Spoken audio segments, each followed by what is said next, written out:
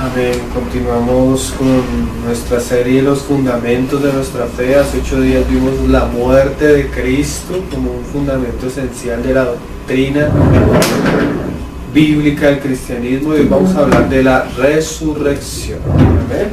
Entonces voy a leer algunas palabras de algunos hermanos hablando de la resurrección. La resurrección es uno de los asuntos fundamentales de nuestra fe. Un hermano describió que la resurrección es el máximo exponente de la afirmación de parte de Jesús de que era Dios. O sea, la resurrección es la evidencia más clara de quién era Cristo. El apóstol Pablo en 1 Corintios capítulo dice que la resurrección es la pieza clave de nuestra fe. Si Cristo no ha resucitado, vana es nuestra fe, o nuestra fe también se puede traducir es ilusoria. Y todavía estamos en nuestros pecados. 1 Corintios 15, 17. El teólogo Gerald Collins lo expresó de esta manera: en un sentido profundo, el cristianismo sin la resurrección no es simplemente el cristianismo sin el último capítulo, sino el cristianismo sin la resurrección no es cristianismo. La resurrección es la vindicación suprema de la identidad de Cristo y de su enseñanza inspirada. Es la prueba del triunfo sobre el pecado y la muerte, y es la prefiguración de la resurrección de sus seguidores. Es la base de la esperanza cristiana. Es el milagro de los milagros. Eso es la resurrección. Pablo en 1 Corintios 15 da tal vez el credo más antiguo de la iglesia, la tradición teológica de la iglesia más antigua, la más conocida y la más histórica la da Pablo en 1 Corintios 15, y precisamente está relacionada con la resurrección. El eminente erudito Joaquín Jeremías se refirió al credo que da Pablo en 1 Corintios 15 como la tradición más antigua de todas, y Ulrich Wilkes dice que indudablemente se remota a la fase más antigua de la historia del cristianismo primitivo. Cuando Pablo escribió 1 Corintios capítulo 15, y es importante hablar de estos asuntos porque cuando nosotros hablamos de la resurrección de Cristo estamos hablando de un hecho histórico. Cuando una persona te dice, entonces, bueno, si Cristo resucitó, pues compruébemelo.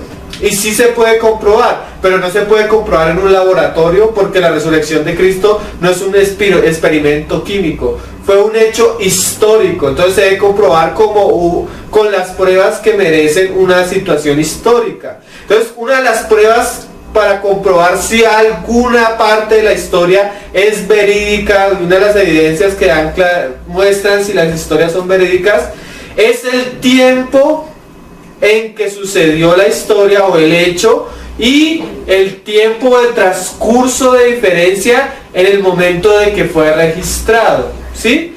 Digamos, sucede hoy algo, y si alguien va y lo cuenta a 10, 15 años y lo registra en un libro, la historia va a ser más verídica que si sucede hoy algo y es escrita 200 o 300 años después.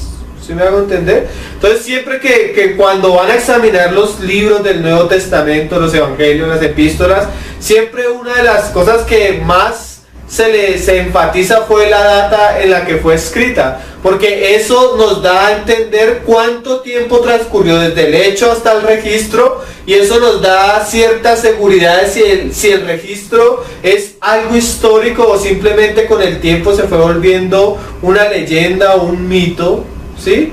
O fue pasando por varias bocas y así la situación fue mal formada, como un teléfono roto, ¿sí? Si tú hablas con una persona y la primera persona que lo escucha, lo escribe, es más confiable a que lo escuche una persona, se lo diga a otra, se lo diga a otra, se lo diga a otra. En el transcurso del tiempo, la historia se pudo haber perdido, se pudo haber agrandado o se pudo haber apequeñado, ¿sí? Entonces, el hecho de que la historia sea contada y escrita en corto tiempo, eso hace que la historia sea más verídica. ¿Sí me dice entender? Me hacen caras como si... Entonces, entre más corto el tiempo, es más seguro que lo que se escribe sea confiable, histórico. Como les dije hace 8 días acerca de la muerte de Cristo, no queremos hablar acerca de lo que Cristo tuvo en su muerte ni en su resurrección, sino queremos afirmar que la muerte y la resurrección de Cristo son hechos históricos que hacen parte del fundamento de nuestra fe. ¿Sí? Entonces, en este aspecto es muy importante porque la gran mayoría de teólogos aseguran que Corintios fue escrito por Pablo. Que fue escrito por Pablo más o menos en el año 55 y 57 después de Cristo. Eso le da más o menos 25, 27 años después de la muerte y resurrección del Señor. Pero Pablo dice que lo que él escribe a los corintios era algo que él ya les había enseñado. Si era algo que él les había enseñado, se lo enseñó en su primer visita, que más o menos fue en el año 51. Pero Pablo no dice solo que ya se lo había enseñado, sino que lo que él les había enseñado, él lo había recibido de otros. Entonces, lo que Pablo escribe probablemente lo había recibido de la tradición oral de la iglesia primitiva. Probablemente en sus primeros años del cristianismo, y algunos teólogos aseguran que fue en aquella visita que él nombra en Gálatas, cuando estuvo reunido con Pedro y Santiago. ¿Sí se acuerdan de esa visita que él dice a Jerusalén? Esa visita a Jerusalén data más o menos del año 32 o al año 38. Imagínate que eso quiere decir más o menos que lo que Pablo dice era una tradición para la iglesia 8 años después del hecho.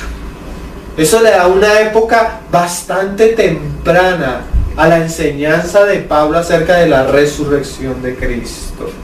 Eso es bastante importante, ¿no? Nosotros, como a veces no pensamos en estas cosas, a un historiador hablarle de esto es un asunto donde ellos le ponen mucha atención al hecho. Entonces, tan poderosa es la afirmación que Pablo hace en 1 Corintios 15, que el hermano William Lane Craig, que es un filósofo, un historiador, defensor de la fe cristiana, escribió refiriéndose a un teólogo llamado Wolfgang Pannenberg. Dice que él es el teólogo sistemático más grande del mundo, y dice que este hermano sacudió toda la teología alemana escéptica moderna, porque hoy hay una teología escéptica. ¿Qué es una teología escéptica? Que no cree en las verdades de la fe. ¿Cómo cree? Ellos no creen en la resurrección. Ellos no creen que Cristo es Dios. Ellos no creen que la palabra es inspirada. Entonces ya atentan contra todo eso. Pero se dice que este hermano Wolfgang Pannenberg destruyó toda la teología escéptica a partir de la evidencia a favor de la resurrección probada en 1 Corintios 15. Entonces este pasaje es como la acrópolis del fundamento del cristianismo verdadero, que asevera que Cristo resucitó de los muertos. Entonces vamos a leerlo. 1 Corintios capítulo 15, verso 3 al 9. Como generalmente nosotros no leemos todas las pruebas que nos da el Nuevo Testamento acerca de la resurrección de Cristo, hoy lo vamos a hacer. Entonces hoy vamos a leer bastantes pasajes, así sea por lo menos leer todos los pasajes del Nuevo Testamento donde nos da las evidencias, las pruebas de los testigos oculares de que realmente Cristo resucitó. Entonces vamos a ver la tradición más antigua de la fe cristiana, el credo más antiguo según los teólogos. 15:3. Porque primeramente os he enseñado lo que asimismo recibí. Eso nos da que en la historia, la doctrina que Pablo va a enseñar, le antecede aún a su conversión. ¿Verdad? Parte fundamental del credo de la fe primitiva, de la iglesia primitiva. Que Cristo murió por nuestros pecados conforme a las Escrituras. Y que fue sepultado. Y que resucitó al tercer día, conforme a las Escrituras. Pero miren lo curioso, nosotros tenemos varias religiones que fundamentan su revelación en ciertas experiencias que tuvieron sus fundadores. Digamos los mormones, el Islam con Mahoma, pero lo curioso de la resurrección de Cristo es que no tiene un solo testigo como lo tiene el musulmán. El musulmán solo puede creer a cierta experiencia que Mahoma tuvo en una cueva. En cambio, la resurrección de Cristo no solo tiene un testigo, tiene bastantes testigos. Que cuando Pablo lo escribió, los mismos hermanos hubieran podido ir a esas personas a preguntarles si lo que Pablo estaba enseñando era verdad. Mira lo que pasó. Y dice, y que apareció a Cefas. Y después a los dos. Esa palabra que apareció a Cefas, dicen los teólogos del griego del Nuevo Testamento, dice que Pablo hubiera podido haber dicho que apareció a Pedro, era un lenguaje más griego. Pero cuando él dice Cefas es una palabra aramea. Entonces eso hace que el lenguaje de la escritura de Pablo sea todavía más antiguo. ¿Sí? Esos son detalles que los teólogos les gustan porque le dan más solidez al texto. Curiosamente Pablo aquí no está diciendo el orden de la aparición del Señor Jesús, porque cuando leamos los evangelios el Señor se le apareció a María primero. ¿Por qué Pablo pone a Cefas primera? Porque Pablo, como rabín, como de su tradición judaica, él va a poner los testigos por peso, por preeminencia, por importancia. ¿Sí? ¿Y quién era el más importante entre los 12? Después, a los 12. Después apareció a más de 500 hermanos a la vez. Aquí no se sabe exactamente a quién se está refiriendo Pablo. Pudo haber sido en el momento que el Señor resucitó, pudo haber sido en el momento que el Señor se le apareció algunas veces a ellos. El Señor duró 40 días después de su resurrección apareciéndosele a sus discípulos. ¿Qué quiere decir eso? Que no fue que algún discípulo tuvo una experiencia extrasensorial o imaginativa o alucinógena y vio al Señor.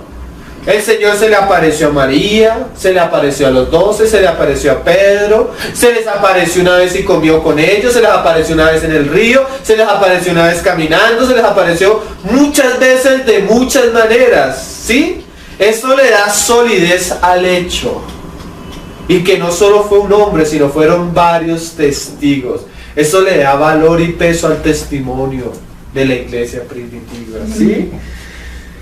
Mira esto, de los cuales muchos viven aún. O sea, hay testigos, si quieren vayan y pregunten. Eso es lo que les está diciendo Pablo a los Corintios. Aún viven. Y otros ya duermen. Después apareció a Jacob.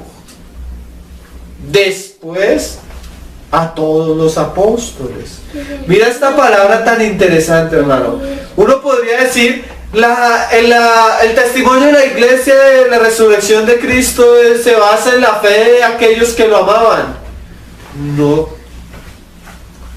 Aquellos, aún entre los testigos de la resurrección encontramos personas que no creían.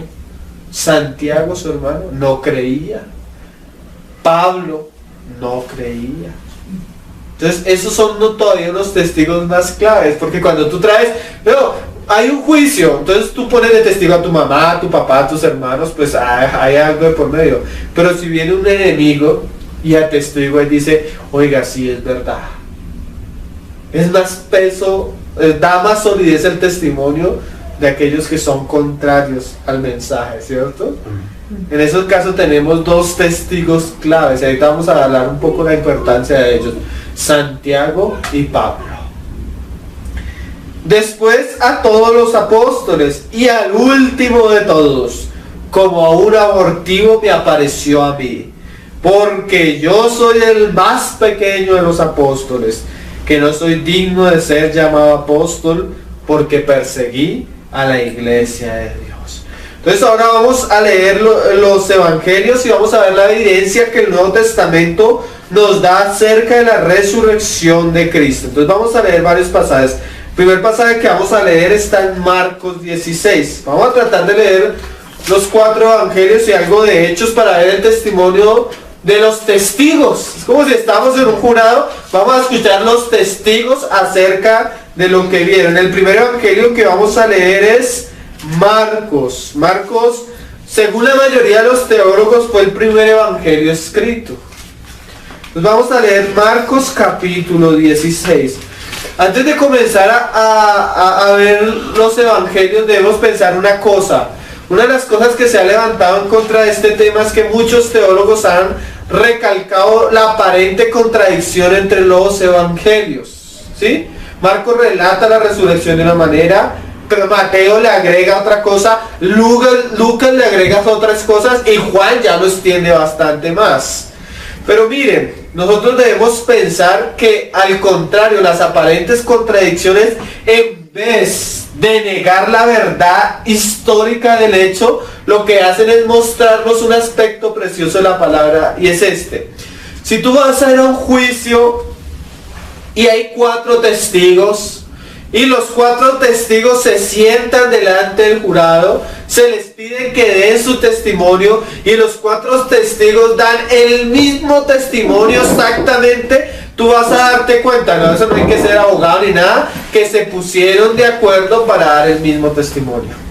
Entonces el abogado va a aprovechar eso para desmeritar el testimonio de ellos. Pero cuando tú sientas a 4 personas que no dan el mismo testimonio, que sus descripciones del hecho son diferentes, pero aunque son diferentes, concuerdan en todos los aspectos esenciales, tú vas a darte cuenta que ninguno de ellos se puso de acuerdo. Y aunque no se puso de acuerdo, concuerdan con los asuntos fundamentales del hecho histórico.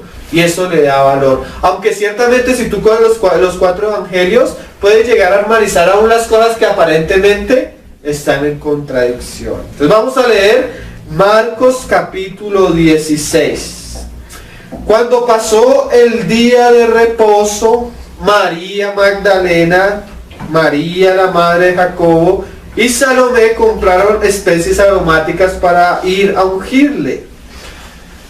Ciertamente el amor, que el aprecio que ellos le tenían, los llevaron a ir a donde Cristo. Curiosamente, en este momento los discípulos estaban angustiados, estaban temerosos, estaban escondidos, pero estas mujeres se sintieron en su amor natural, pienso yo, ir a ungir y a rociar especies aromáticas en el cuerpo del Señor. Y muy de mañana, el primer día de la semana, vinieron al sepulcro, ya ha salido el sol, pero decían entre sí: ¿quién nos removerá la piedra de la entrada del sepulcro? Hay un libro que un hermano escribió que se llama ¿Quién removió la piedra? Y era un ateo que cuando comenzó a examinar quién pudo haber movido la piedra y todos los argumentos que esto, se dio cuenta que solo un milagro, solo un ángel de Dios. Y a través de ese estudio que él hizo, se convirtió a Cristo. Pero decían en el 4: pero cuando miraron y vieron removida la piedra, que era muy grande, y cuando entraron en el sepulcro, vieron a un joven sentado al lado derecho, cubierto de una larga ropa blanca, y se espantaron. Mas él les dijo: no os asustéis, ¿buscáis a Jesús Nazareno? El que fue crucificado ha resucitado, no está aquí. Mirad el lugar en donde le pusieron. Pero id, decid a sus discípulos y a Pedro que él va delante de vosotros a Galilea. Allí le veréis como os dijo. Y éstas se fueron huyendo del sepulcro, porque les había tomado temblor y espanto. Ni decían a nadie nada, porque tenían miedo. Habiendo pues resucitado por la mañana, el primer día de la semana, apareció primeramente a María Magdalena, de quien había echado 7 demonios. Yendo ella, lo hizo saber a los que habían estado con él, que estaban tristes y llorando. Uno de los argumentos que algunas veces han usado algunos ateos, que les ha servido para ponerse la horca a ellos mismos, es que unas mujeres sentimentales, emocionales, que tenían un afecto por el Señor mismo, fácilmente pudieron alucinar que lo vieron. Fácilmente la emoción pudo más que ellas. Pero mira lo curioso. En el siglo primero, según la cultura judía, si los evangelios hubieran querido dar un soporte fuerte para el testimonio de la resurrección de Cristo, nunca hubieran puesto una mujer. Porque es más, en un juicio del primer siglo judío, nunca se hubiera aceptado el testimonio de una mujer. Porque la mujer en ese tiempo, su testimonio no valía nada. Un ejemplo, digamos, tú vas a los programas de esos de policías y ladrones de Estados Unidos. Van a condenar a un ladrón. Entonces, el abogado va a presentar sus testigos y presenta a otro ladrón. Entonces, según el jurado, aunque el otro puede ser un testigo, su testimonio no tiene valor por la clase de persona que es. Es un ladrón, no es confiable. Asimismo, en los tiempos del Señor Jesús, el testimonio no era confiable de una mujer. Por eso Pablo probablemente ni siquiera lo nombra en 1 Corintios 15.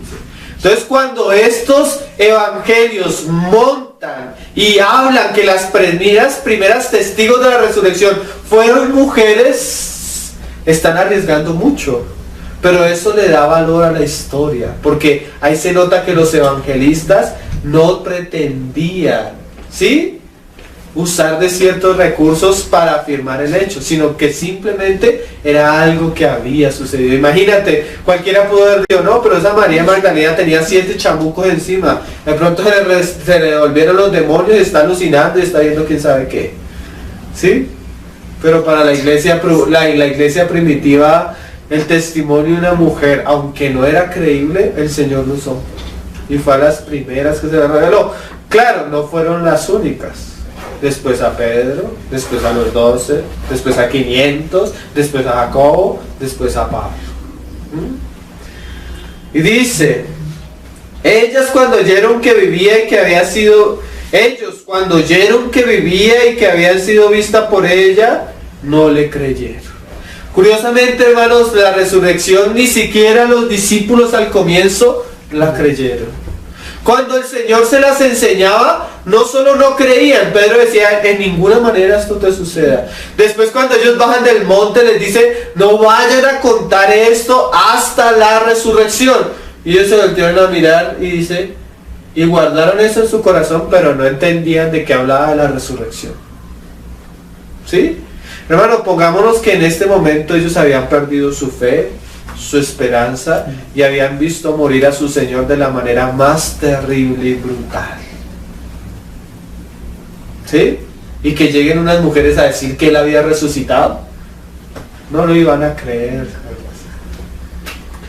Pero después apareció en otra forma 2 de ellos que iban yendo al campo, los de Emaús, ahorita vamos a leer en Lucas. Ellos fueron y lo hicieron saber a nosotros, y ni aún a ellos creyeron. ¿Sí? No hay de entender que los escépticos no quieran creer, si aún los mismos discípulos no querían creer en la resurrección. Imagínate. Finalmente se le apareció a los 11 mismos, estando ellos sentados a la mesa, y les reprochó su incredulidad y dureza de corazón, porque no habían creído a los que habían visto resucitado, lo que les habían visto resucitado. Y les dijo, id por todo el mundo y predicar el evangelio a toda criatura. Ahora vamos a ver el testimonio de Lucas, de Mateo. Mateo ya amplía un poco más la resurrección. Mateo capítulo 28 creo que está. Pasando el día de reposo, al amanecer del primer día de la semana, vinieron María Magdalena y la otra María a ver el sepulcro. Marcos habla de otra mujer. Y hubo un gran terremoto, porque un ángel del Señor, descendiendo del cielo y llegando, removió la piedra y se sentó sobre ella.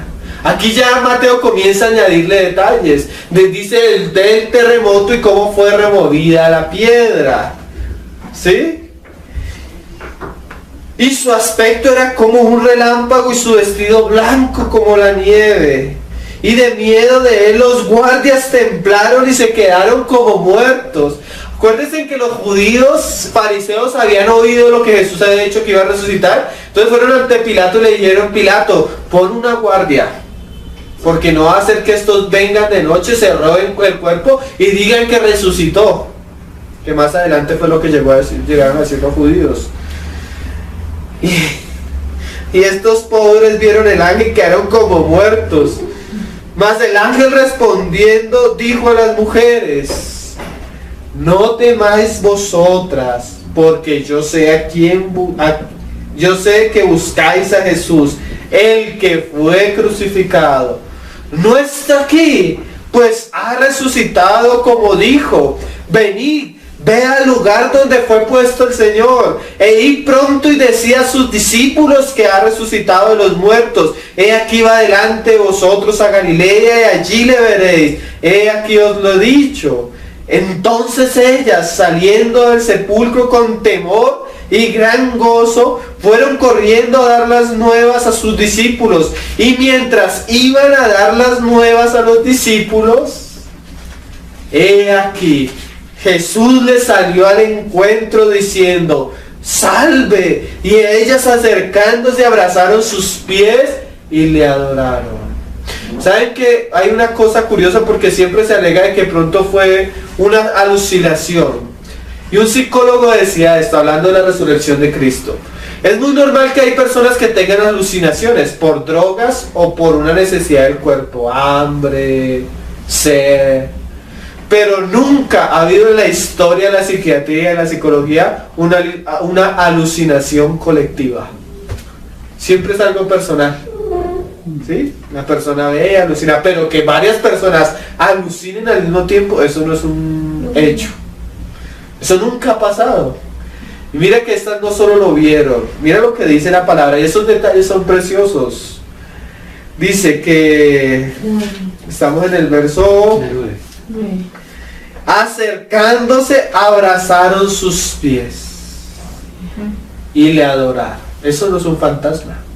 Es más, otra vez le dijeron, porque pensaban que era un fantasma, le dijeron: prepárenme comida. Y uno dijo: si yo no lo veo y toco sus heridas, no creeré. Toque. Un hecho histórico, hermanos, real, que cambió la vida de estos hombres, de la iglesia, de la historia de la humanidad. Amén.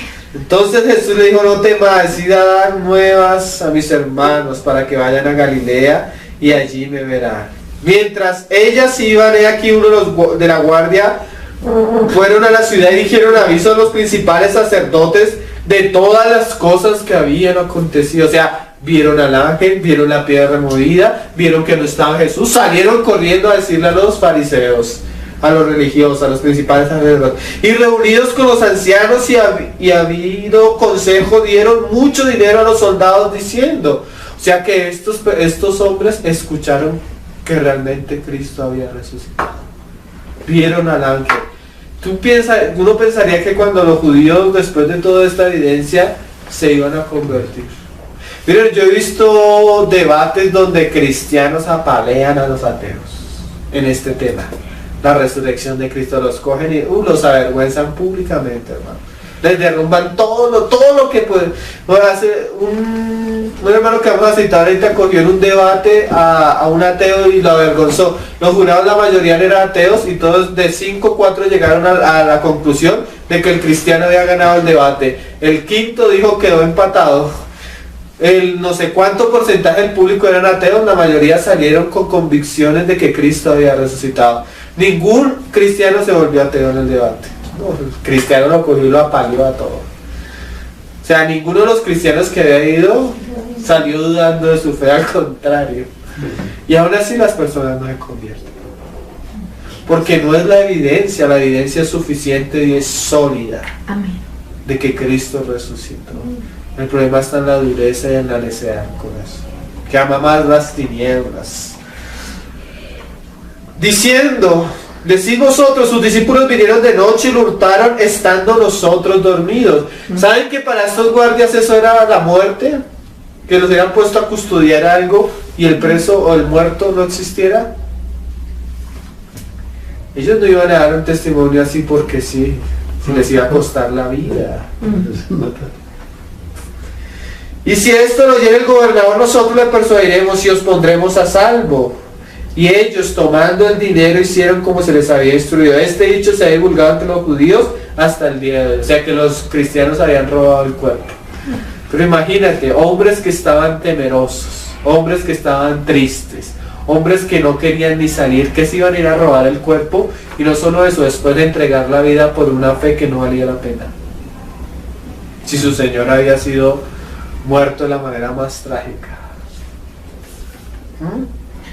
Pero los 11 discípulos se fueron a Galilea, al monte donde Jesús les había ordenado, y cuando le vieron le adoraron, pero algunos dudaban. O sea, como que sí será este. Qué cosa, ¿no? Pero miren lo curioso, esas dudas de aún la duda de Tomás hizo que lo hecho fuera más verídico, hizo que el Señor diera más pruebas, a tal punto que Lucas dice en Hechos que el Señor se les apareció con pruebas indubitables. Una vez un hermano estaba enseñando en la reunión y estaba su hijo de 5 años. Entonces el hermano les dijo a los hermanos, ¿qué son pruebas indubitables? Y el niño de 5 años se paró y dijo que no se pueden contradecir, que son seguras, que son firmes. Un niño de 5 años, qué cosa preciosa. Y a veces los más grandes ateos lo contradicen. Y dice, y Jesús se acercó y les habló diciendo, toda potestad me es dada en el cielo y en la tierra, por tanto id. Ya no se escondan, ya no se oculten, vayan y hagan discípulos a todas las naciones, bautizándolos en el nombre del Padre, del Hijo y del Espíritu Santo. Lucas, vamos a leer Lucas, bueno, el último capítulo de Lucas 24, de la resurrección. Este es más largo, ya Lucas comienza a hablar más y más evidencia. ¿Por qué? Porque Lucas, como comienza su evangelio, él se propuso, Teófilo, ¿sí?, escudriñar, investigar y preguntarle a cada uno de los testigos. Entonces, por eso el testimonio de Lucas es más amplio, porque él fue a varias fuentes, ¿sí? Eso hace el testimonio del evangelio de Lucas más amplio en contenido. Dicen por lo menos del libro de Hechos que no ha habido un historiador mejor que Lucas de los tiempos bíblicos, aún comparándolos con los historiadores del mundo en detalle, en datos. Lucas es de una capacidad preciosa. Entonces dice el 24, en el primer día de la semana, muy de mañana, vinieron al sepulcro trayendo las especies aromáticas que habían preparado y algunas mujeres con ellas. Viene hablando de las mujeres que estuvieron en la preparación en el sepulcro del Señor. Y hallaron removida la piedra del sepulcro. Mateo nos dice cómo fue removida, ¿no? El ángel del cielo. Y entrando no hallaron al cuerpo del Señor Jesús. Aconteció que estando ellas perplejas por esto, de aquí se pararon junto a ellas 2 varones con vestiduras resplandecientes. En un evangelio sitúan a un varón en la piedra arriba y el otro adentro, pero hay 2. ¿Por qué 2? Porque en boca de 2 o 3 testigos conste toda palabra. El Señor puso 2 de sus ángeles ahí. Y como tuvieron temor y bajaron el rostro a tierra, les dijeron, ¿por qué buscáis entre los muertos al que vive? ¿Qué cosas, no? Nosotros, decía un hermano, las personas pueden dudar la resurrección, pero busquen la tumba de Jesús, no existe. A Jesús ya no lo puedes buscar entre los muertos, no existe. Amén. Miren, hermanos, hay un capítulo del libro del caso de Cristo acerca del caso de Cristo de Liestroven acerca de la tumba vacía. Y dice el hermano, ni siquiera los judíos pudieron negar el hecho, la tumba está vacía. Tuvieron que llegar a decir, no, fue que los discípulos se lo robaron, pero en realidad Cristo ya no lo encuentra en una tumba. Una del hermano Liestroven cuenta el caso de una muchacha. Una niña murió, la sepultaron. Un tiempo después fueron a sacar los huesos y no encontraron los huesos. Entonces comenzaron a hacerse la pregunta a la familia desconcertada, ¿qué hicieron con los huesos de la niña? Desaparecieron, nunca encontraron los huesos. Así pasó con Cristo, pero el problema es que a Cristo el mismo día que no encontraron los huesos, se lo encontraron varios testigos resucitados. No quedamos desconcertados, Cristo se le apareció, mire, dice Pablo, a más de 500 testigos. En un juicio, hermano, 2 o 3 testigos es suficiente para dictaminar un buen veredicto. En este juicio tenemos, y ahorita vamos a hacer unas cosas tremendas, hermano, que dicen acerca de este aspecto. Dice, estamos en el verso 5. ¿Por qué buscáis entre los muertos al que vive? No está aquí, sino que ha resucitado. Acordado de lo que os habló cuando aún estaba en Galilea. O sea, él les había dicho esto, diciendo: es necesario que el Hijo del Hombre sea entregado en manos de hombres pecadores, que sea crucificado y que resucite al tercer día. No que resucite cualquier día, no, al tercer día. Ha habido problemas con eso de que al tercer día, porque si Cristo fuera muerto el viernes, y dice que era necesario que él tuviera 3 días y 3 noches, ¿sí? ¿Han escuchado eso? Entonces nosotros comenzamos sábado, domingo, lunes. Pero en el lenguaje judío cualquier parte del día era un día, hermanos, ¿sí? En la tradición judía hablar así. Es cuando él dijo día y noche del viernes, era el viernes. Día y noche del sábado, era el sábado. Día y noche del domingo pudo haber sido la madrugada del domingo. ¿Sí? ¿Me van a entender? Para el lenguaje judío 3 días eran cualquier parte de los 3 días. No era necesario el día y la noche. Hay que contar que el día empieza a las 6 de la tarde.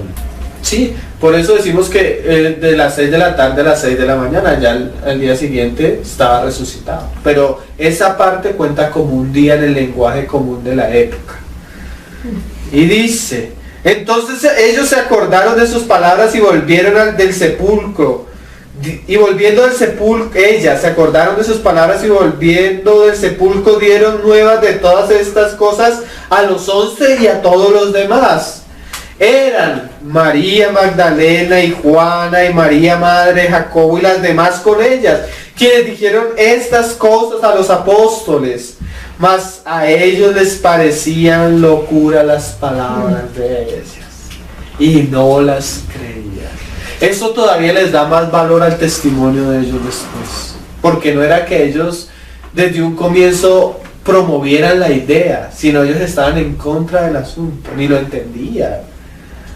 Pero levantándose Pedro corrió al sepulcro y cuando miró dentro vio los lienzos solos y se fue a casa maravillándose de lo que había sucedido. Y he aquí, 2 de ellos iban el mismo día a una aldea llamada Emaús. Eso también lo cita Marcos, ¿no? Pero Lucas va a contar el detalle de la historia. Que estaba a 60 estadios de Jerusalén y iban hablando entre sí de todas aquellas cosas que habían acontecido. Sucedió que mientras hablaban y discutían entre sí, Jesús mismo se acercó y caminaba con ellos. Qué cosas, ¿no? Mas los ojos de ellos estaban velados para que no les conociesen.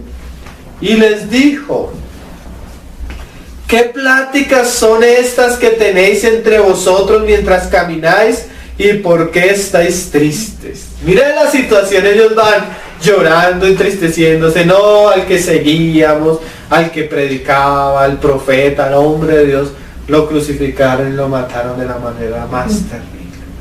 Nuestra esperanza se acabó. Y en ese momento aparece el Señor. Qué precioso. Y les dijo, mira, respondiendo uno de ellos, que se llamaba Cleofas, le dijo, ¿y saben que estos datos son importantes? Ese nombre es importante, es como lo que Pablo dice, y algunos de ellos viven. O sea, como si usted quisiera preguntarle, ¿sí? En un juicio, digamos, no, yo estaba con tal persona, un robo, ¿no? Cuente la historia, ¿usted estuvo en el robo? No, yo no estuve. ¿Dónde estuvo? No estuvo en mi casa. ¿Con quién estuvo? Con mi esposa. Entonces coge el abogado y pasa a la esposa. ¿Usted con quién estaba a tal hora? ¿Sí? Esos datos hacen que la historia sea verídica o no, o comprobable o no comprobable. Entonces este Cleofas es bastante interesante. Le dijo, ¿eres tú el único forastero en Jerusalén que no ha sabido las cosas que en ella han acontecido en estos días? Entonces le dijo, ¿qué cosas? Le estaba provocando que hablara.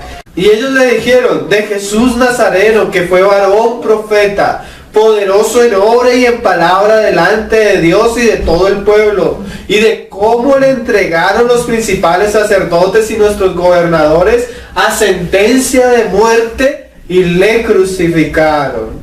Y mira que ellos tenían otra esperanza, pero nosotros esperábamos que Él era el que había de redimir a Israel. Y ahora, o sea, eso que nosotros esperábamos se perdió. Además de todo esto, o sea, todo el dolor que tenemos, hoy es ya el tercer día que esto ha acontecido. Aunque también nos ha asombrado unas mujeres de entre nosotras, las que antes del día fueron al sepulcro, y cómo no hallaron su cuerpo, vinieron diciendo que habían visto visión de ángeles, quienes dijeron que Él vive. Pero su tono es de incredulidad, ¿cierto? Como que dijeron visión de ángeles. Y fueron algunos de los nuestros al sepulcro, y Juan nos va a contar que fue Pedro y Juan corriendo. Y hallaron así como las mujeres habían dicho, pero a Él no le vieron. Entonces Él les dijo, oh insensatos y tardos de corazón para creer todo lo que los profetas han dicho. ¿No era necesario que el Cristo padeciera estas cosas y que entrara en su gloria? Y comenzando desde Moisés y siguiendo por todos los profetas, les declaraba en todas las escrituras lo que de Él decía. Llegaron a la aldea donde iban, y Él hizo como que iba más de lejos. Mas ellos le obligaron a quedarse diciendo, quédate con nosotros, porque se hace tarde y el día ya ha declinado. Entró pues a quedarse con ellos. Y aconteció que estando sentado con ellos a la mesa, tomó el pan y lo bendijo, lo partió y les dio.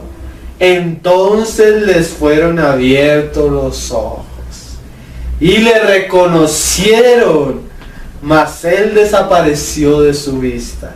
Y se decían el uno al otro, ¿no ardía nuestro corazón en nosotros mientras nos hablaba en el camino y cuando nos abría las escrituras?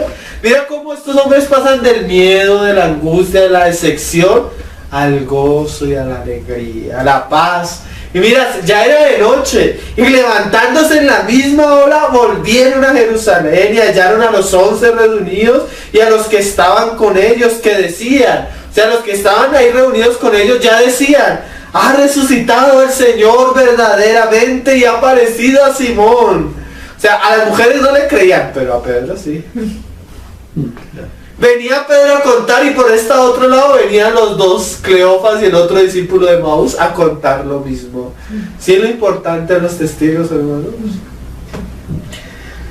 Entonces ellos contaban las cosas que les habían acontecido en el camino y cómo le habían reconocido al partir el pan. Mientras ellos aún hablaban de estas cosas, ahí en el que apareció Jesús, se puso en medio de ellos y les dijo, paz a vosotros. Entonces, espantados y atemorizados, pensaban que veían espíritu. Imagínate, nosotros somos incrédulos, ¿no? Lo habían visto las mujeres, lo habían visto Pedro, lo habían visto los dos de Maús.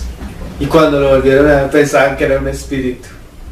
Pero todo eso nos da todavía más evidencias para creer en el hecho histórico. Pero Él les dijo, ¿por qué estáis turbados y vienen a vuestro corazón estos pensamientos? Mirad mis manos y mis pies, que yo mismo soy. Palpad y ved, porque un espíritu no tiene carne ni huesos, como veis que yo tengo.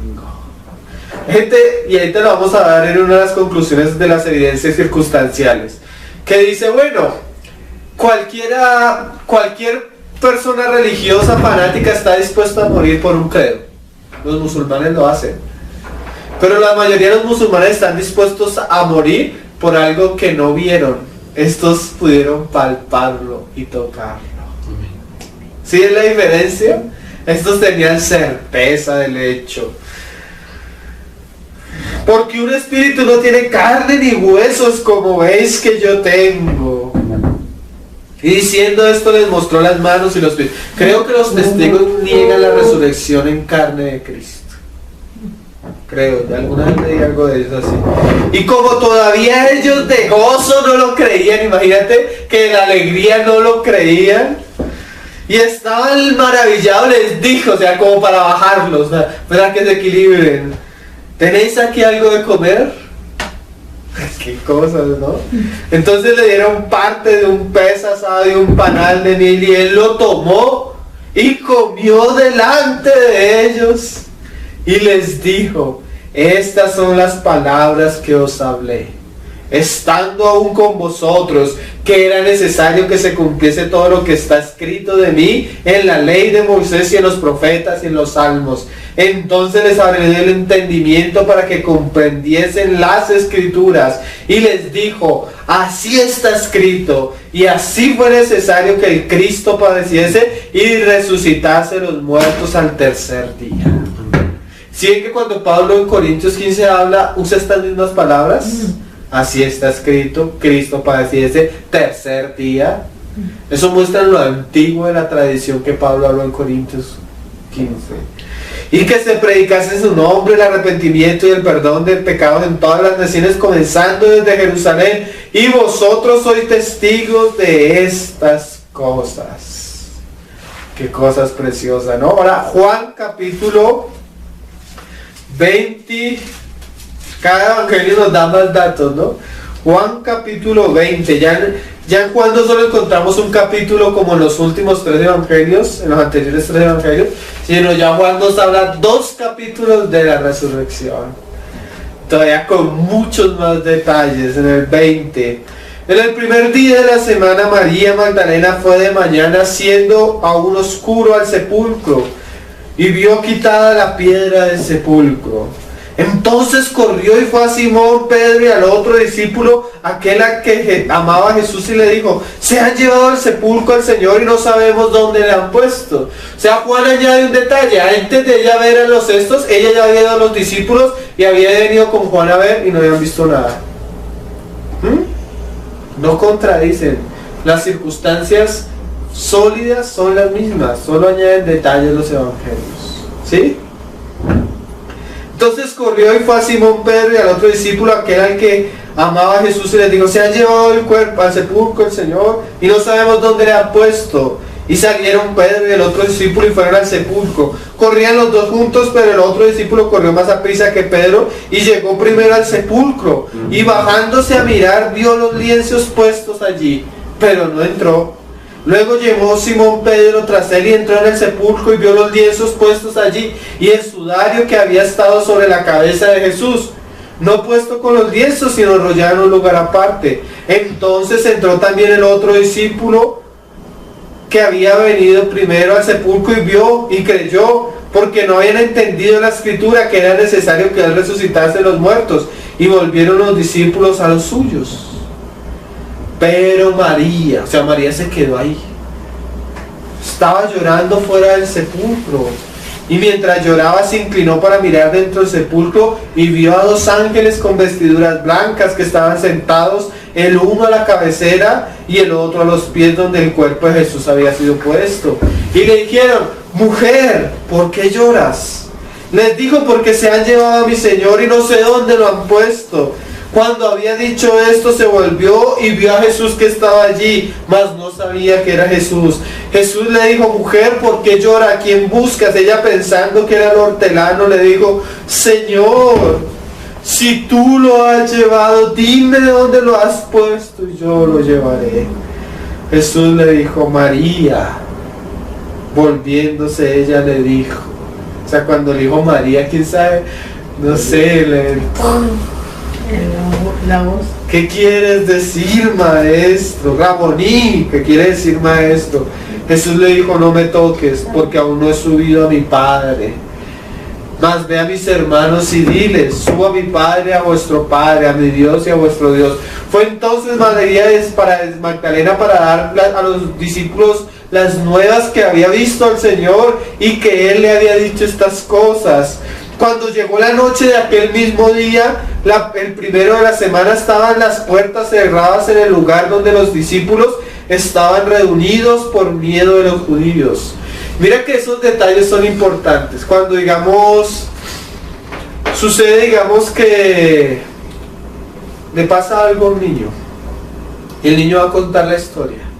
Una de las cosas que miran los psicólogos y las personas que están escuchando el testimonio del niño son las circunstancias externas que el niño describe. Porque cuando tú le inventas la historia a un niño, el niño no cuenta datos comprobables. Digamos, él no va a contar en dónde estaba, ni de qué color era la puerta, ni qué muebles había en la casa, ni nada de eso. Entonces, cuando el niño comienza a describir el lugar, eso hace que para la persona que lo está interrogando, su historia sea creíble, ¿sí? Y eso le da valor a la historia que le cuenta. Y aquí Juan comienza a contar, la puerta estaba cerrada, era de noche, ¿sí? Esos datos importantes. No fue una fantasía. Cuando tú inventas una fantasía, no recalcas esos asuntos.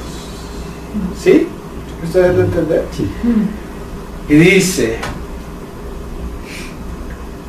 y no solo estaban reunidos de noche, por miedo a los judíos. Vino Jesús, y puesto en medio de ellos les dijo, paz a vosotros. ¿Sí ven que todos los evangelios en los asuntos esenciales concuerdan? Y cuando les hubo dicho esto, les mostró las manos y el costado, y los discípulos se regocijaron viendo al Señor. Imagina, se pasaron de verlo morir de una manera trágica, ahora verlo resucitado. Entonces Jesús les dijo otra vez,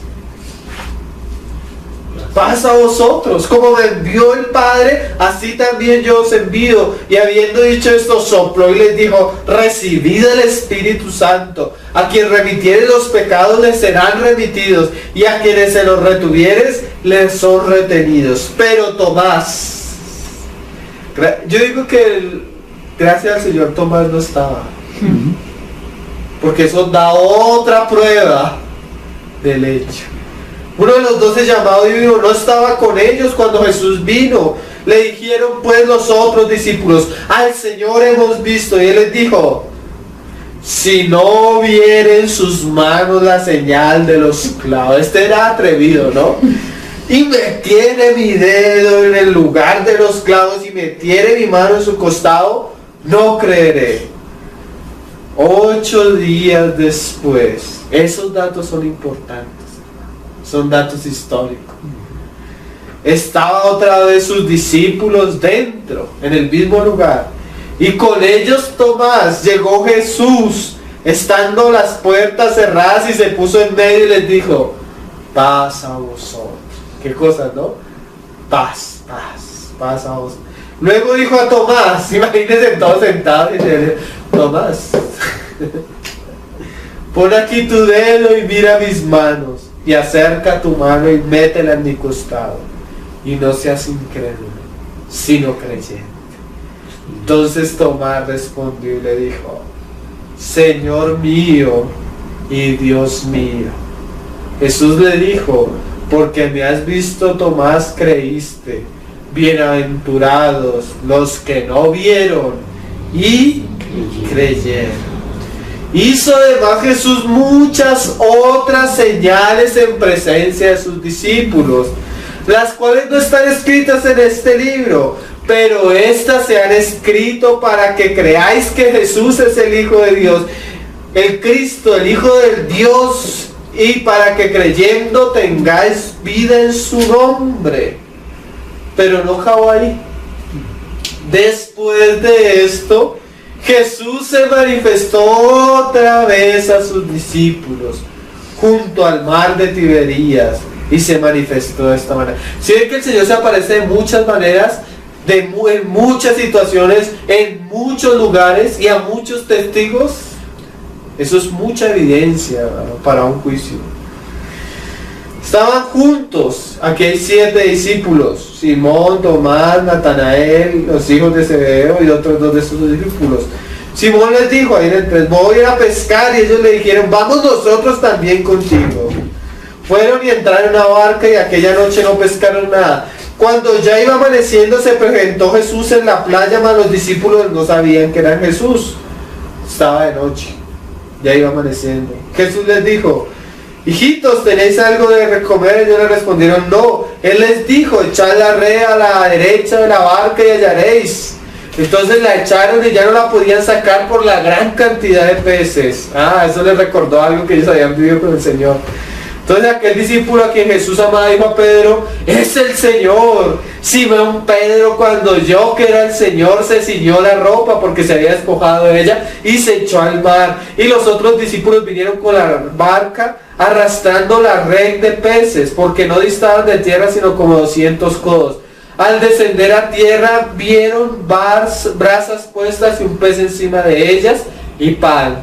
Jesús les dijo, traed de los peces que acabáis de pescar. Subió Simón Pedro, sacó la red a tierra llena de grandes peces. Otro dato que son importantes porque le dan validez al testimonio. 153. Y aun siendo tantos, la red no se rompió. ¿Sí? Si esos datos son importantes en un asunto como este. Les dijo Jesús, venid, comed. Y ninguno de los discípulos se atrevía a preguntar, ¿tú quién eres? Sabiendo que era Jesús. Vino pues Jesús y tomó el pan y les dio a sí mismo el pescado. Esta era ya la tercera vez que Jesús se manifestaba a sus discípulos después de haber resucitado de los muertos. Cuando hubieron comido, Jesús dijo a Simón Pedro, Simón hijo de Jonás, ¿me amas más que estos? 3 veces le pregunta lo mismo y el Señor responde, apacienta mis ovejas. Bueno, y ahí tiene una conversación con el Señor y Juan seguía al Señor. Y ahí en el 24, mira lo que dice Juan, cómo termina su evangelio. Este es el discípulo que da testimonio de estas cosas. Y escribió estas cosas. Y sabemos que su testimonio es verdadero. Y hay también otras muchas cosas que Jesús hizo, las cuales si se escribieran una por una, pienso que ni aún en el mundo cabrían los libros que se habían de escribir. Amén. Ahora el último testigo, hermano. Hechos de los Apóstoles, capítulo 1. Dice, en el primer tratado, oh Teófilo, hablé acerca de todas las cosas que comenzó Jesús a hacer y a enseñar, hasta el día en que fue recibido arriba, después de haber dado mandamiento por el Espíritu Santo a los apóstoles que había escogido, a quienes también después de haber padecido se presentó vivo, con muchas pruebas indubitables. Eso es lo que hablamos ahorita en pasaje. Apareciéndoseles, mire, Juan decía que le había pasado la tercera vez. Lucas dice, durante 40 días y hablándoles acerca del reino de Dios. Otro testimonio acerca de la resurrección de Cristo. Para terminar, vamos a hacer la lectura de algunas frases que han hecho hermanos que realmente han estudiado el asunto y que le dan mucho valor a lo que acabamos de leer. Un hermano, estos son textos tomados del libro El caso de Cristo. Mira lo que dice este hermano. Sin duda la cantidad de testimonios y corroboraciones de las apariciones de Jesús después de la resurrección es asombrosa. Para ponerlos en perspectiva, si uno llamara a cada uno de los testigos ante un tribunal para interrogarlos solo por 15 minutos cada uno, y si se contara día y noche sin parar, le llevaría desde el desayuno del día lunes hasta la cena del viernes por la noche para escucharlos a todos. Después de escuchar 129 horas seguidas de testimonios oculares, ¿quién no saldría convencido? Al haber sido un periodista especializado en asuntos legales, el hermano Lee Strobel, que cubrió cientos de juicios, tanto penales, civiles, tenía que estar de acuerdo con la apreciación de Sir Edward Clarke, un juez de la Corte Suprema Británica, quien llevó a cabo un análisis exhaustivo del primer domingo de la Pascua, el día de resurrección. Mire, un abogado especialista en casos cita a un juez de la Suprema Corte Británica, que se puso a estudiar el día de la resurrección. Para mí la evidencia es concluyente, dice el juez. Y una y otra vez en la Corte Suprema he dado un veredicto. Y una ni otra vez en la Corte Suprema he dado un veredicto con evidencia no tan convincente. Como abogado acepto la evidencia de los evangelios sin reservas como el testimonio de hombres veraces acerca de hechos que pudieron confirmar. Qué cosas, ¿no? No está hablando un pastor, no está hablando un predicador. Tal como lo expresó el prominente teólogo británico Michael Green, las apariciones de Jesús están tan bien autenticadas como ninguna otra cosa en la antigüedad. ¿Sí? Los hombres creen en los Césares, en cualquier historia antigua, pero no hay un relato tan bien autenticado como la historia de la resurrección de Cristo. Por eso muchos teólogos escépticos cogen contra ahí y se golpean, pero es un hecho real.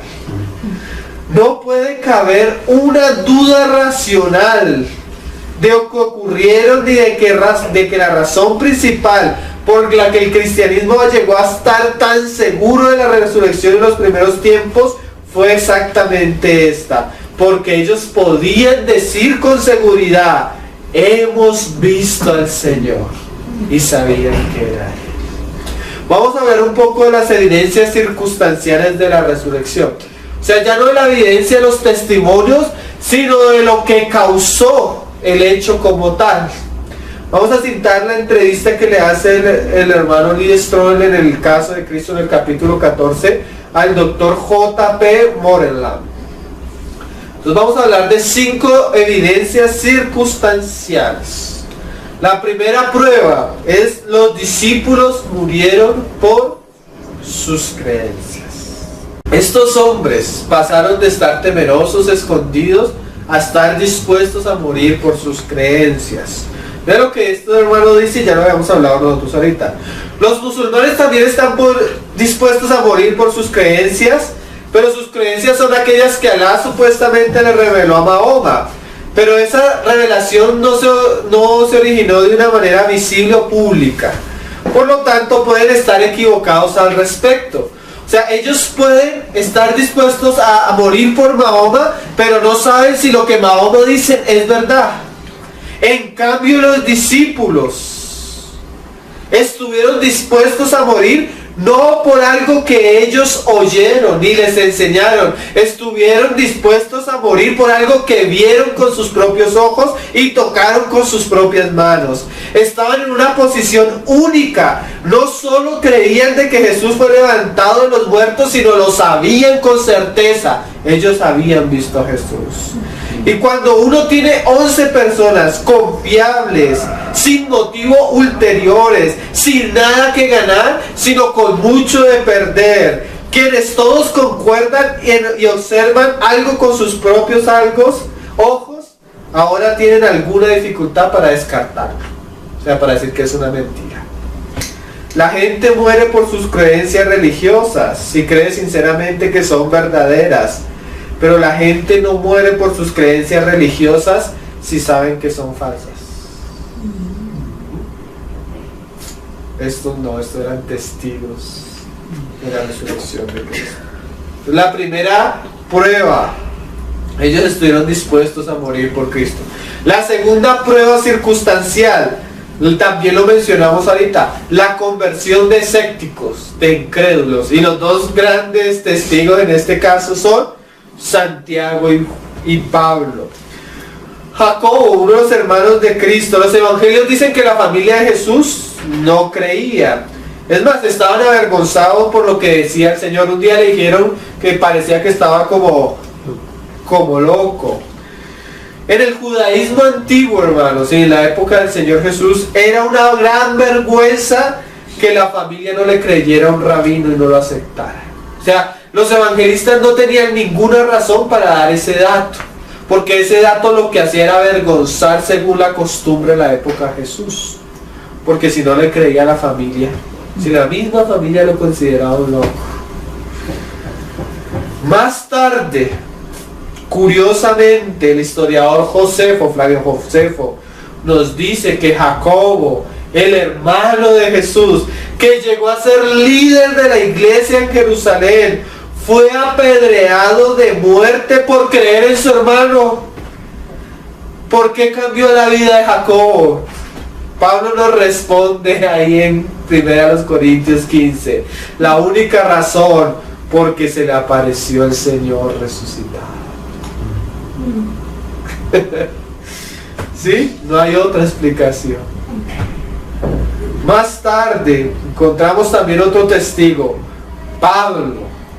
Pablo, como fariseo, aborrecía todo lo que estorbara la tradición del pueblo judío.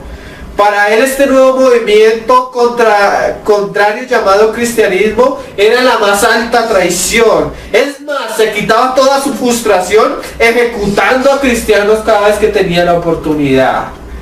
De repente, no solo deja tranquilos a los cristianos, sino se une a su movimiento. Se vuelve predicador y lleva ese mensaje a todo el mundo. ¿Qué sucedió con este hombre? Pablo nos lo dice en Gálatas, de su puño y de su letra, vio al Cristo resucitado y escuchó de él que lo había llamado a ser uno de sus discípulos. La resurrección es suficiente. Tercera prueba. Una de las pruebas circunstanciales más fuertes es el cambio en una estructura social clave. ¿Qué es esto? Los judíos llevaban 1500 años de tradición, a la cual eran fieles, a la cual eran celosos, a las cuales ellos querían volver más. Decía que en la época del Señor Jesús, el volver más y más atrás a la tradición judía era más seguro. Pero algo pasó en la vida de los judíos. Estos judíos pasan 1500 años ofreciendo sacrificios a Dios y pasan en un momento de la historia a decir que ya no hay necesidad de sacrificios. Eso es un cambio ¿qué? Cultural, hermano, fuertísimo para un grupo de personas que eran celosos y férreos a la tradición. No solo ese es el primero, otro cambio cultural. Ya los judíos comienzan a decir que tú no tienes que guardar la ley que habían guardado por 1500 años, sino que única y exclusivamente por la fe podían ser salvos delante de Dios. Eso fue un cambio rotundo en una cultura religiosa predominantemente. Otro cambio. Los judíos guardaban el sábado celosamente. ¿Sí? Era parte de la devoción religiosa.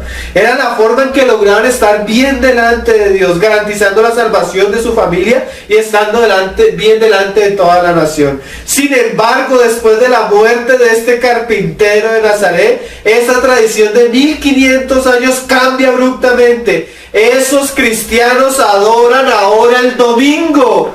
¿Por qué? Porque es el día de la resurrección de su Señor.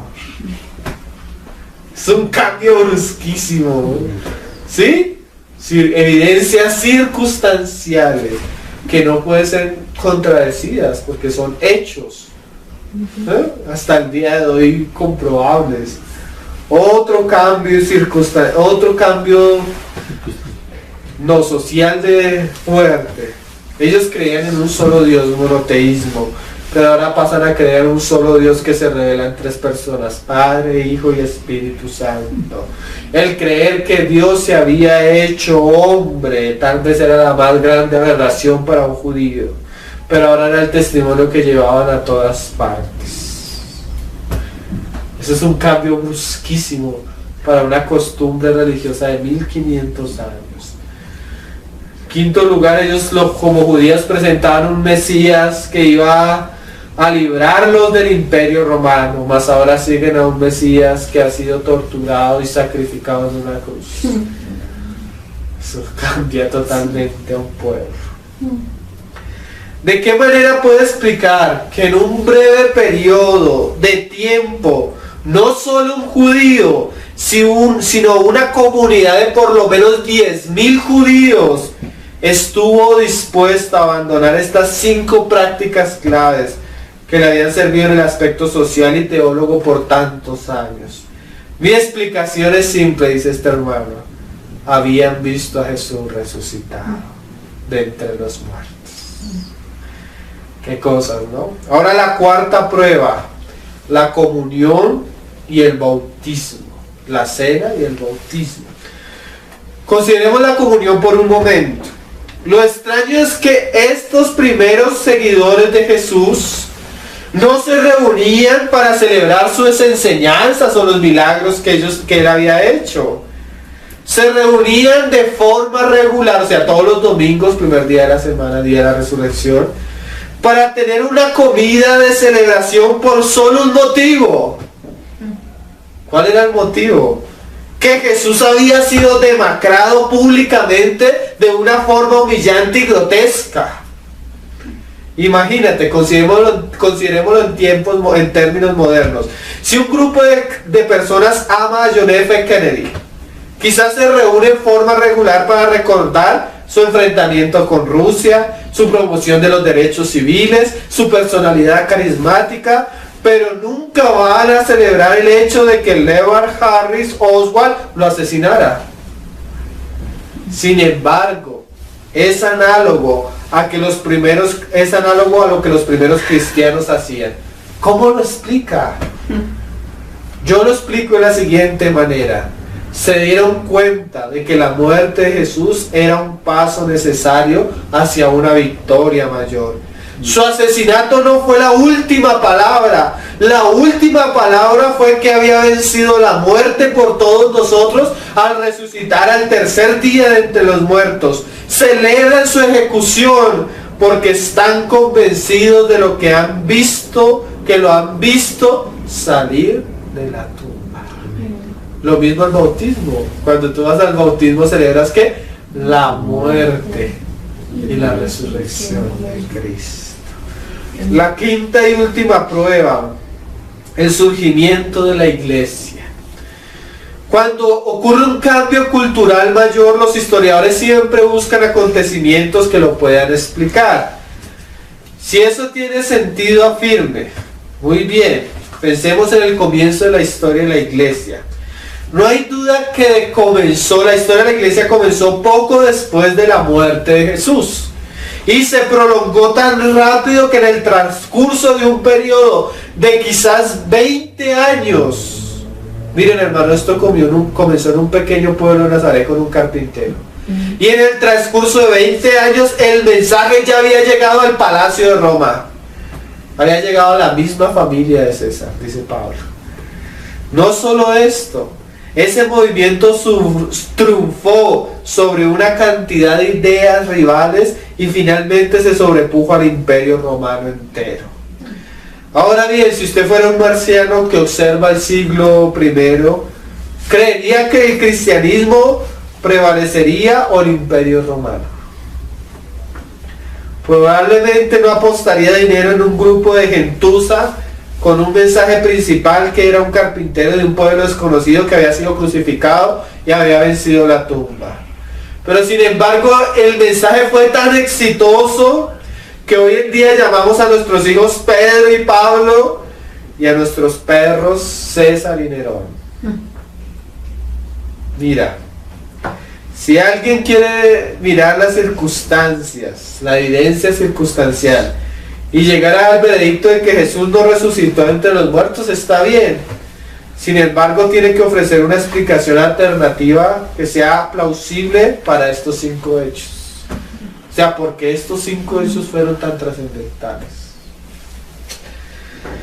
Recuerde, no cabe duda que estos hechos son verdaderos. Lo que está en duda es cómo explicarlos. La única explicación es esta. No hay nada mejor que la resurrección de Cristo. Amén. Gary Habermas afirmó: la resurrección fue sin duda la proclamación central de la iglesia primitiva desde el principio. Los primeros cristianos no simplemente adoptaron las enseñanzas de Jesús, estaban convencidos de lo que habían visto y vivido después de la crucifixión. Eso fue lo que cambió sus vidas y dio inicio a la iglesia. Por eso es fundamento, hermanos, porque ese es el fundamento de la iglesia. Si no hubiera habido resurrección, no había habido cristianismo, hermano. Todo se hubiera acabado en la cruz. Ciertamente, dado que esa es su convicción central, se habían asegurado completamente de que era verdad. Toda la evidencia de los evangelios y hechos, incidente tras incidente, testigo tras testigo, detalle tras detalle, corroboración sobre corroboración, era sumamente impresionante. Aunque lo intente, no puedo pensar en otro hecho de la historia antigua tan completamente atestiguado como la resurrección de Cristo. Qué cosas, hermanos. Esto es el fundamento, esto es pilares de nuestra fe, la resurrección de Cristo.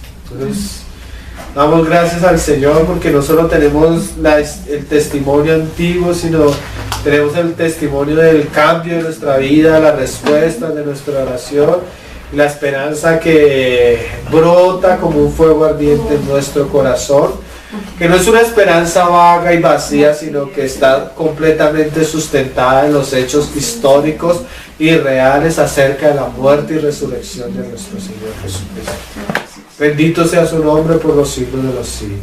Amén. Amén. Vamos a orar. Señor, te damos gracias por tu palabra, Señor. Te damos gracias porque ciertamente tú no solo resucitaste y te apareciste, sino permitiste que tus siervos escribieran estas cosas, Señor, para que nuestra fe descansara sobre una base sólida y fuerte, Señor, una base que ha resistido todos los ataques del maligno, todas las contradicciones del maligno, todos los argumentos del maligno, pero cada vez que se enfrenta al fuego como el oro, sale más preciosa tu palabra, Señor. Tú eres real, tú eres verdadero, tú moriste, tú resucitaste y hoy estamos aquí celebrando y esperando tu regreso, Señor. Que así mismo como tú fuiste llevado a la gloria en las nubes, así mismo volverás, Señor. Prepáranos para tu venida y como le dijiste a tus discípulos, ir por todo el mundo y predicar el evangelio a toda criatura. Prepáranos y llena nuestro corazón de tu evangelio para que podamos llevarlo a toda criatura, Señor, y podamos ir y hacer discípulos, porque toda potestad te fue dada en los cielos y en la tierra y aún debajo de ella, Señor. Queremos ser parte de ese reino glorioso que se extiende bajo tu nombre. Queremos que nuestros pies lleven las buenas nuevas, como lo hicieron tus discípulos. Ayúdanos a ser fieles al evangelio que hemos creído y recibido, Señor. Ayúdanos a predicarlo y a guardarlo con fidelidad, como tú lo diste y lo revelaste. Te damos la gloria, Padre, en el nombre precioso de tu Hijo Jesús. Amén. Amén.